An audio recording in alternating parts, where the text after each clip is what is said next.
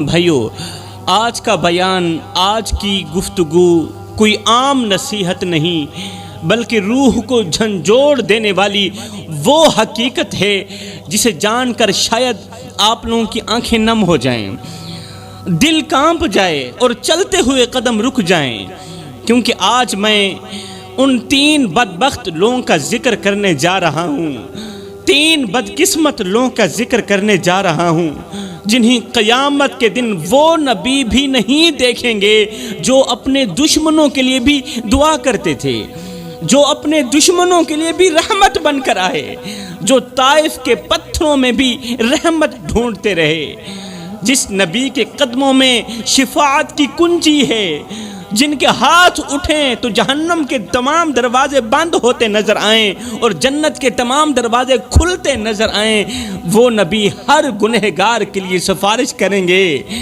مگر 3 بدبخت لوگوں کے لیے سفارش نہیں کریں گے۔ ان کے لیے نہ سفارش ہوگی، نہ دعا، نہ نظر کرم۔ ہے وہ دن جب سورج سروں پر ہوگا میری قوم کے نوجوانوں، پسینے میں لوگ ڈوب رہے ہوں گے، ہر نفس اپنی فکر میں ہوگا، اور ایسے وقت میں اگر ہمارے پیارے نبی جناب حضرت محمد مصطفیٰ صلی اللہ علیہ وسلم بھی منہ موڑ لیں تو سوچو کون بچائے گا ہمیں؟ کیا آپ جانتے ہیں وہ 3 بدبخت لوگ کون ہیں؟ اور کہیں آپ ان میں شامل تو نہیں، کہیں ان میں آپ لوگوں کا نام تو نہیں ہے، اور کہیں ان بدبخت لوگوں میں آپ تو شامل نہیں جن کی طرف ہمارے نبی دیکھنا بھی گوارا نہیں کریں گے۔ جس شخص کی طرف ہمارے نبی نہیں دیکھیں گے قیامت کے دن تو یوں سمجھو وہ شخص برباد ہو گیا، اس کی بخشش کے دروازے بند ہو گئے۔ جس کی طرف قیامت کے دن میرے کریم آقا دیکھیں گے نہیں، اس کے لیے نہ جنت باقی رہے گی، نہ شفاعت باقی رہے گی، نہ رحم، نہ امید باقی رہے گی۔ حضرت شیخ سعدی رحمت اللہ تعالی علیہ فرماتے ہیں کہ یہ 3 بدبخت لوگ جنہیں قیامت کے دن اللہ کے محبوب کی شفاعت نصیب نہیں ہوگی، یہ اتنے منحوس لوگ ہیں اس دنیا میں کہ اگر تم ان کو کسی راستے سے آتا ہوا دیکھو تو وہ راستہ بھی چھوڑ دو۔ وہ لوگ اس قدر منحوس لوگ ہیں، اگر یہ 3 لوگ جن کے بارے میں اللہ کے نبی نے فرمایا کہ قیامت کے دن میں ہر ایک گنہگار کی سفارش کروں گا مگر 3 بدقسمت لوگوں کی سفارش نہیں کروں گا۔ حضرت شیخ سعدی رحمت اللہ تعالی علیہ فرماتے ہیں کہ اگر یہ 3 لوگ کسی راستے سے آ رہے ہوں، ادھر سے یہ 3 لوگ آ رہے ہوں، ادھر سے آپ لوگ آ رہے ہوں، تو ان 3 لوگوں کا منحوس چہرہ دیکھ کر وہ راستہ بھی چھوڑ دو، جی وہ راستہ بھی چھوڑ دو۔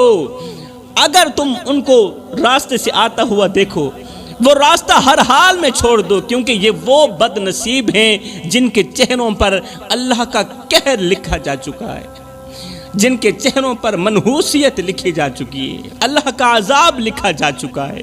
ان کے لیے نہ شفاعت ہے، نہ بخشش ہے، نہ مہلت اور نہ ہی معافی، بلکہ انہیں بغیر حساب و کتاب کے جہنم میں پھینک دیا جائے گا۔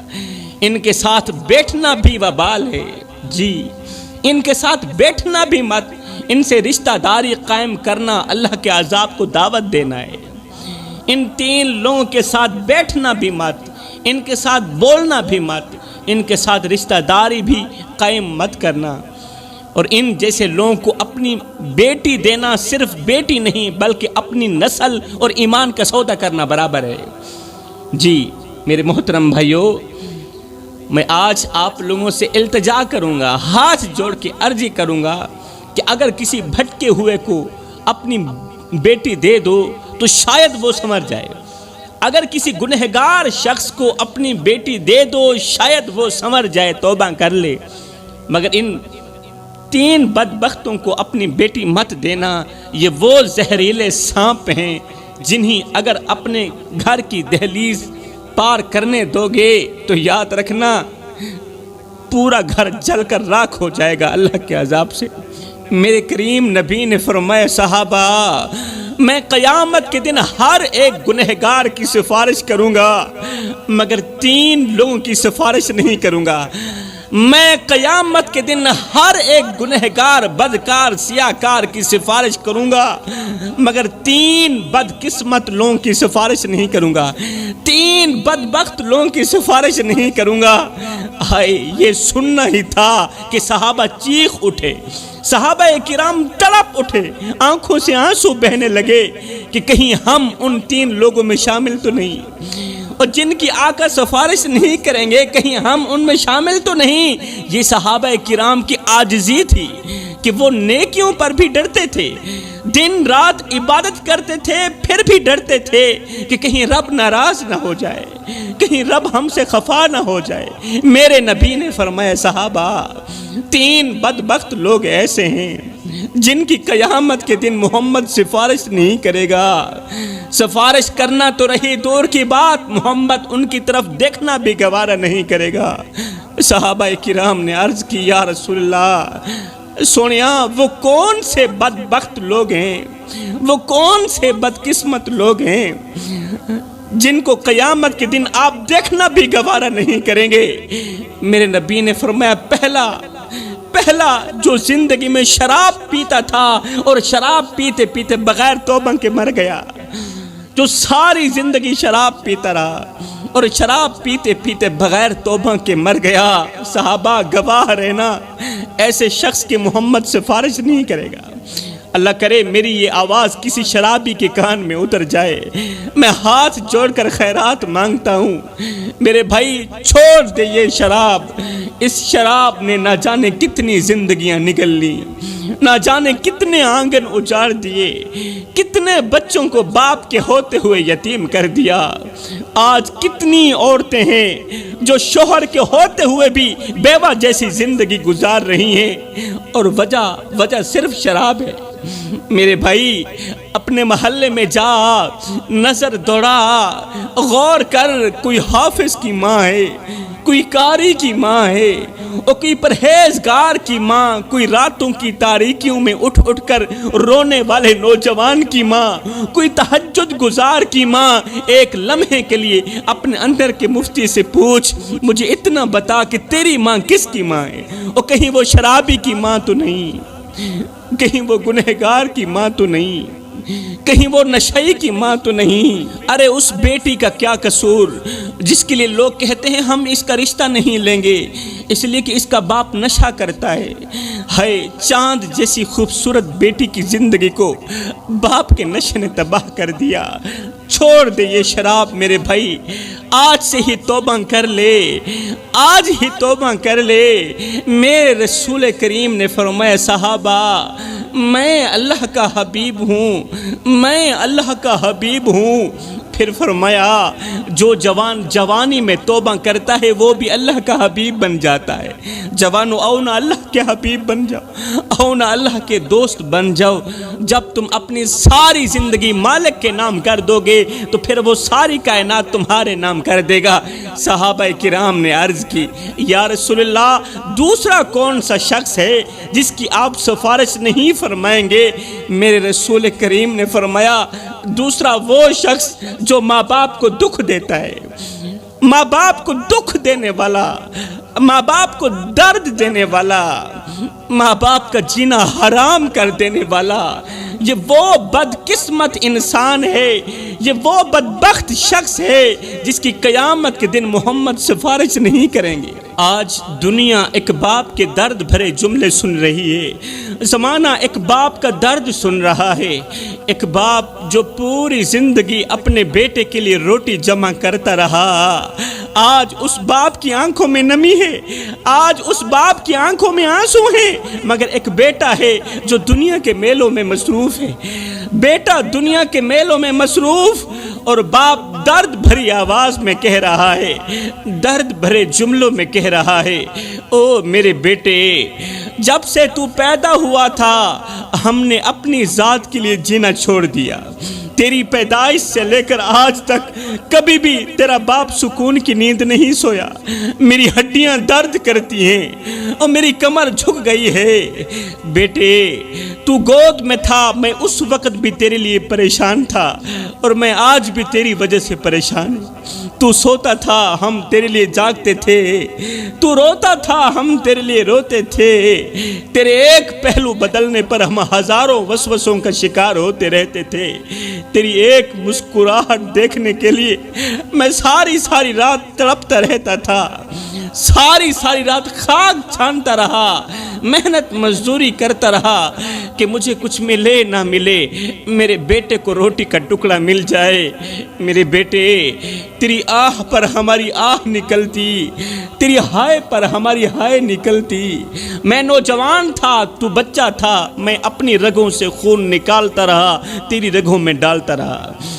تو جوان ہوتا گیا، مجھ سے بڑھاپا جوانی چھنتا گیا، تیری ٹانگیں مضبوط ہوتی گئیں، میری ٹانگیں کمزور ہوتی گئیں۔ میں سوچتا تھا کہ جس طرح آج میں اس کے لیے دھکے کھا رہا ہوں، جس طرح آج میں اس کی زندگی کے لیے دعائیں مانگ رہا ہوں، ایک وقت آئے گا یہ بھی میرے لیے دھکے کھائے گا، یہ بھی میری زندگی کے لیے دعائیں مانگے گا۔ لیکن بیٹے، تیرا لہجہ بدل گیا، تیری آنکھ بدل گئی، تیرے تیور بدل گئے، تو ایک دم مجھے گھور کے دیکھنے لگا، تو مجھے یوں سمجھنے لگا جیسے میں تیرا زر خریدا غلام ہوں۔ بیٹے، جب سے تو نے مجھے نوکر سمجھا، جب سے تو نے مجھے زر خریدا غلام سمجھا، تو میں نے اپنی 40 سالہ زندگی کو جھٹلا کر رکھ دیا۔ ہاں میں نوکر، تو سردار، میں غلام، تو آقا، تو لکھ دے کروڑ ہزار سہی، میں ککھدا نہیں لاچار سہی، تو حسن جمال دا مالک سہی، میں کو جاتے بیکار سہی، تو باغ بہار دی رونق سہی، تو گل پھلتے میں خار سہی، میں کو شاکر اپنے نال چرکھ، میں نوکر، تو سردار سہی۔ اگر تو مجھے باپ کا درجہ نہیں دے سکا، کم از کم ایک پڑوسی جتنا درجہ تو دے دیا کر۔ پڑوسی بھی پڑوسی کا حال چال پوچھ لیتا ہے، پڑوسی بھی پڑوسی کا درد سن لیتا ہے۔ کیا میں اس قدر گر چکا ہوں کہ تو مجھے پڑوسی سمجھنا بھی گوارا نہیں کرتا؟ اچھا میرے بیٹے، میں آج کے بعد تیرے سامنے نہیں آؤں گا، آج کے بعد تیری راہوں کا مسافر نہیں بنوں گا، مگر میرے بیٹے، مہینے میں ایک بار ہی صحیح مجھے ایک بار اپنی شکل دکھا دیا کر، کیونکہ جب میں تیری تصویر دیکھتا ہوں نا، مجھے زندگی کے سارے درد بھول جاتے ہیں، مجھے زندگی کے سارے غم بھول جاتے ہیں۔ ہائے، باپ نے تو 1 مہینے کا کہا تھا، مگر آج 10 سال گزر چکے ہیں، بیٹے نے باپ کا نام تک نہیں لیا، شکل دکھانا تو رہی دور کی بات۔ آج باپ کے کان بیٹے کی آواز سننے کے لیے ترس رہے ہیں، باپ کی آنکھیں بیٹے کو دیکھنے کے لیے ترس رہی ہیں۔ ہجر تیرا جے پانی منگے تے میں کھونے نہ دے کینا، جی کر دے تینوں کول بٹھا کے درد پرانے چھیڑا۔ صحابہ کرام نے عرض کی، یا رسول اللہ، سونیا تیسرا شخص کون سا ہے جس کی قیامت کے دن آپ سفارش نہیں کریں گے؟ میرے رسول کریم نے فرمایا، تیسرا وہ شخص جو دنیا میں لوگوں کا دل دکھاتا رہا، دکھی لوگوں کے دلوں پر وار کرتا رہا، لوگوں کا جینا حرام کرتا رہا، جو مسکراتے چہروں کو آنسو دیتا رہا، جو امید بانٹنے کے بجائے ان کے خواب توڑتا رہا۔ خدا راو میرے بھائیو، کسی کو اتنا مت ستاؤ کہ وہ اللہ کے سامنے تمہارا نام لے کر رو پڑے۔ اگر اس نے ایسا کر لیا تو یاد رکھنا، خدا کی قدرت تمہارا جینا حرام کر دے گی۔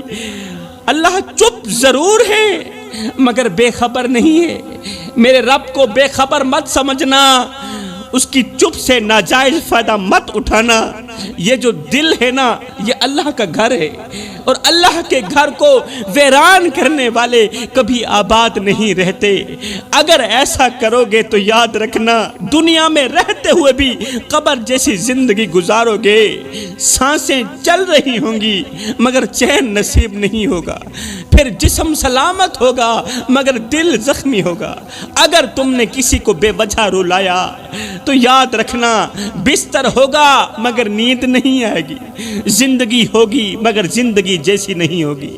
اللہ فرماتا ہے میرے بندے، کسی کو دکھ دے کر، کسی کو درد دے کر، کسی کو ایک پل کے لیے غم دے کر میرے دروازے پر اپنی خوشی کی خیرات مانگنے مت آنا، اور کسی کو ایک پل کی خوشی دے کر پھر اپنی پریشانی کی فکر مت کرنا، پھر اپنی پریشانی کی پرواہ مت کرنا۔ آج کتنے لوگ ہیں جو اللہ کے بندوں کا جینا حرام کر کے بڑے آرام سے کہتے ہیں کیا ہوا، ایسے تو چلتا ہی رہتا ہے۔ کسی کی بیٹی کی عزت روند کر، کسی کی بیٹی کی عزت کی دھچیاں اڑا کر کہتے ہیں کیا ہوا، زمانہ ایسا ہی ہے۔ زمینوں پر ناجائز قبضہ کر کے کہتے ہیں کیا ہوا، یہ سب تو ہوتا ہی رہتا ہے۔ او ظالم، تجھے تو شاید کسی کا درد دکھائی نہیں دیتا، تجھے تو شاید کسی کی تکلیف دکھائی نہیں دیتی، تو لوگوں کے آنسو بہا کر سمجھتا ہے یہ معمولی سی بات ہے۔ نہیں بھائی، آنسو کے ایک قطرے کے اندر اتنی طاقت ہوتی ہے کہ وہ رب کے عرش کو ہلا سکتا ہے، تقدیر کا رخ بدل سکتا ہے، ظالموں کے تکبر کو خاک میں ملا سکتا ہے۔ ایک شخص میرے رسول کریم کی خدمت میں حاضر ہوا، عرض کی یا رسول اللہ، آقا ایک عورت ہے جو لوگوں کا دل توڑتی ہے، زبان سے لوگوں کو تیر مارتی ہے، اس کا اخلاق بالکل بھی اچھا نہیں ہے، بہت ہی زیادہ بد اخلاق ہے وہ، لیکن وہ 5 وقت کی نمازی ہے، 5 وقت کی نمازی ہے، مگر وہ لوگوں کا دل دکھاتی ہے۔ بتائیں ایسی عورت کے بارے میں، ایسی عورت کے بارے میں آپ کا کیا ارشاد ہے؟ میرے نبی نے 2 ٹوک جواب دیا، فرمایا ایسی عورت جہنم میں جائے گی۔ کیوں؟ اس کا اخلاق اچھا نہیں، نماز پڑھتی ہے اخلاق اچھا نہیں ہے، نماز اللہ کی پاک بارگاہ میں قبول نہیں ہے۔ اتنے میں دوسرا شخص آیا، کہنے لگا یا رسول اللہ، میرے محلے میں ایک عورت رہتی ہے، وہ نمازیں تو کم پڑھتی ہے، قرآن تو کم پڑھتی ہے، مگر اس کا اخلاق بہت اچھا ہے، اس نے کبھی کسی کا دل نہیں توڑا، کبھی کسی کے دل پر وار نہیں کیا، ہماری عورتیں اس کی لمبی عمر کے لیے دعائیں کرتی ہیں، ایسی عورت کے بارے میں آپ کا کیا حکم ہے؟ میرے نبی نے فرمایا ایسی عورت جنت میں جائے گی، ایسی عورت جنت میں جائے گی، اور اس کا اخلاق، اس کی اچھی زبان ایک نہ ایک دن اسے 5 وقت کی نمازی بھی بنا دے گی۔ تو فرمایا میرے نبی نے اے صحابہ، سب کچھ کرنا، یہ 3 گناہ کبھی نہ کرنا، اگر یہ 3 گناہ کرو گے تو یاد رکھنا قیامت کے دن میں محمد تمہاری سفارش نہیں کروں گا۔ جو لوگ اپنی زندگی میں یہ 3 گناہ بڑے شوق سے کرتے ہیں، ان کی زندگیوں میں سکون کے جنازے اٹھ جاتے ہیں میرے بھائیوں، وہ سکون کی سانس نہیں لے پاتے اپنی مختصر سی زندگی میں۔